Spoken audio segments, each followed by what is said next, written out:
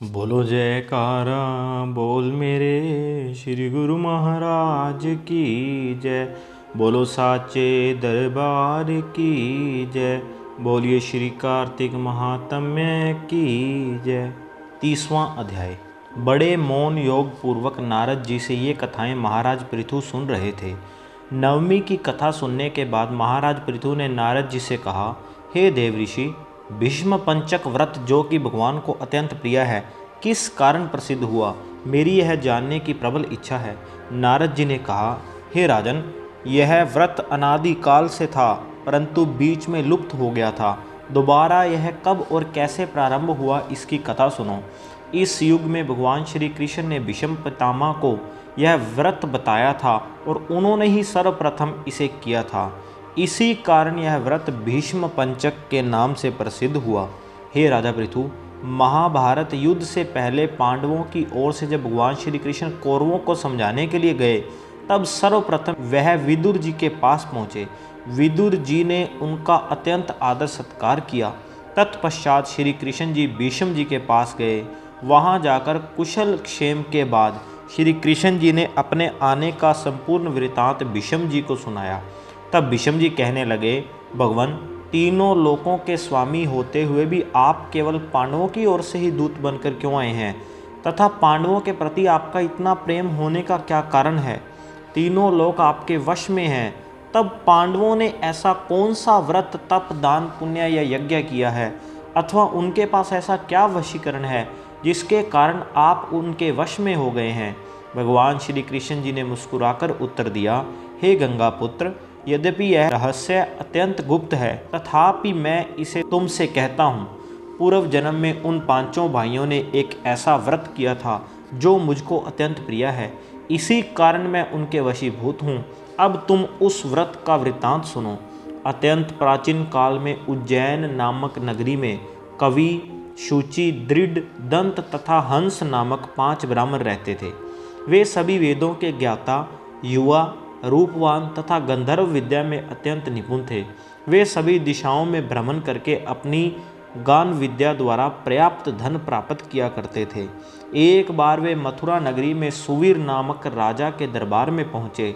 संगीत कला में निपुण होने के कारण उन्होंने राजसभा में इसका प्रदर्शन करने की इच्छा प्रकट की। वे 4 दिन उपवास तथा परम पवित्र यमुना जी में स्नान करते रहे। फिर उन्होंने किसी से राजा का संपूर्ण वृत्तांत पूछा। उसने बताया कि राजा की कादम्बरी नामक अत्यंत सुंदर भोग पत्नी है। वह संगीत विद्या में निपुण, मधुर कंठी, नृत्य में अत्यंत प्रवीण, रूप लावण्य तथा यौवन में अद्वितीय है। वह प्रतिदिन राजा के सम्मुख एकांत में नृत्य तथा गायन करती है। यह सुनकर वे पांचों एक ऐसे स्थान पर जाकर खड़े हो गए जहाँ कादम्बरी के नृत्य तथा ताल के स्वर सुनाई पड़ते थे।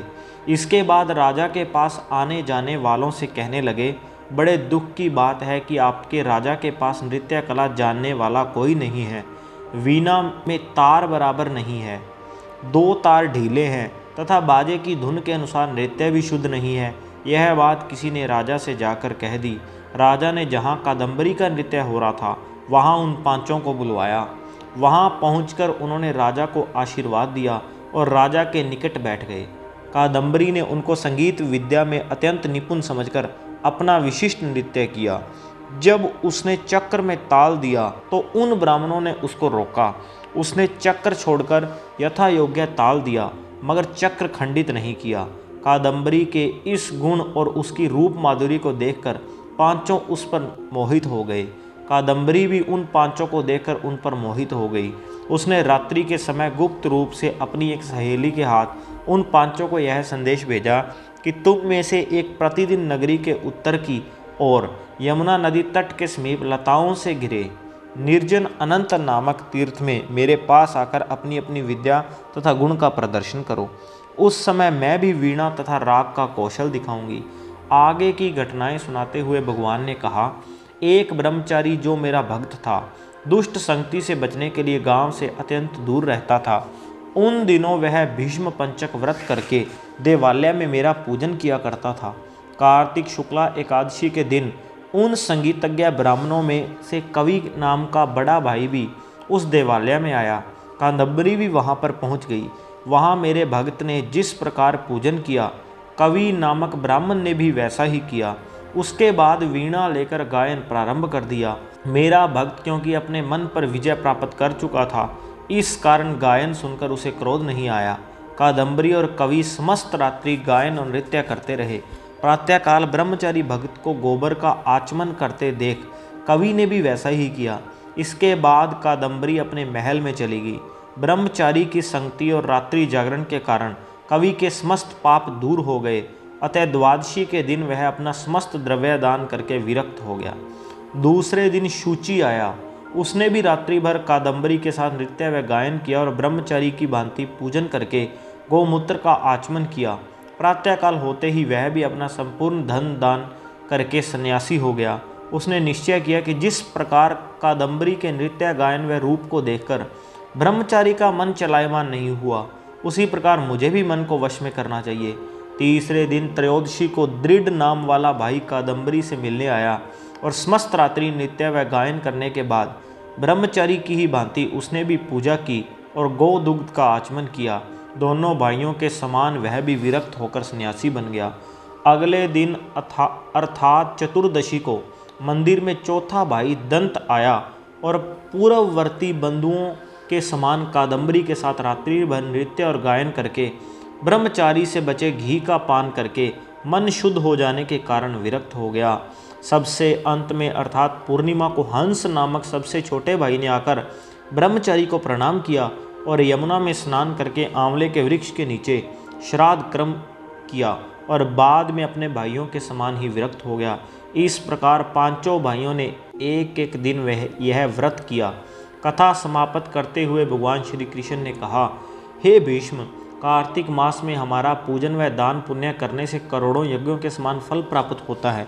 उधर राजा ने नित्य प्रति रात्रि में कादम्बरी के मंदिर में जाने का समाचार पाकर उसे महल में बंद कर दिया, जिससे वह मंदिर न जा सकी। कार्तिक मास में हमारे सामने नृत्य गायन करने के कारण वही कादम्बरी अगले जन्म में द्रौपदी हुई। हंस नाम वाला ब्राह्मण आंवले के वृक्ष के नीचे श्राद्ध आदि करने से युधिष्ठिर हुआ। एकादशी के जागरण के कारण कवि अर्जुन, शुचि सहदेव, दंत नकुल तथा दृढ़ नाम वाला ब्राह्मण पराक्रमी भीम हुआ।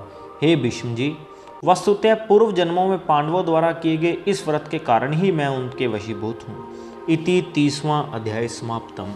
बोलो जयकारा बोल मेरे श्री गुरु महाराज की जय। बोलो साचे दरबार की जय।